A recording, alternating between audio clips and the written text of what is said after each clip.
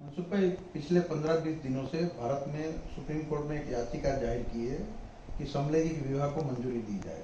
तो supreme court ने भी ये बोला है कि संसद में लेके जाइए इसे। तो इस बारे में आपका क्या कहना है? नमस्कार देशवासियों, आपके मनसुख भाई सुवाग्या।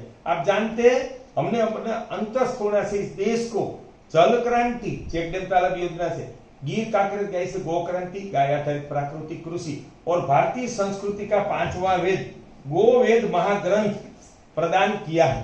तब हमारा जीवन पूरा प्रकृति उपासना है और हमने 4 वेद, भगवत गीता, उपनिषद, रामायण, महाभारत, चाणक्य नीति, विदुर नीति और महापुरुषों के जीवन चरित्रों से लेकर छोटी बड़ी 500 किताब और शास्त्रों का अध्ययन किया है। ये प्रकृति उपासना और शास्त्रों के अध्ययन के आधार से मैं आपको कहना चाहता हूं कि मनुस्मृति और कई ग्रंथों में 8 प्रकार के विवाह का प्रयोजन बताया है कि मनुष्य 8 प्रकार से विवाह करता है, वो संबंध को समाज मान्य रखता है। उसमें समलैंगिक विवाह की कोई जगह बात नहीं है।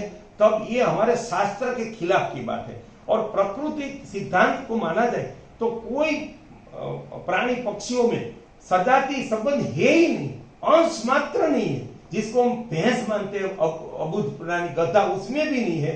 अगर ऐसे संबंध तो निम्न स्तर के प्राणियों से भी हीन कृत्य है, तो हम उनके संपूर्ण खिलाफ है। हमारी संस्था जल क्रांति ट्रस्ट के माध्यम से हमने पत्र लिखकर सारे देश में फैलाए, उनको बहुत स्वीकार हुआ और हमने सरकार को आवेदन पत्र दिया, प्रधानमंत्री को लिखा, राष्ट्रपति को लिखा।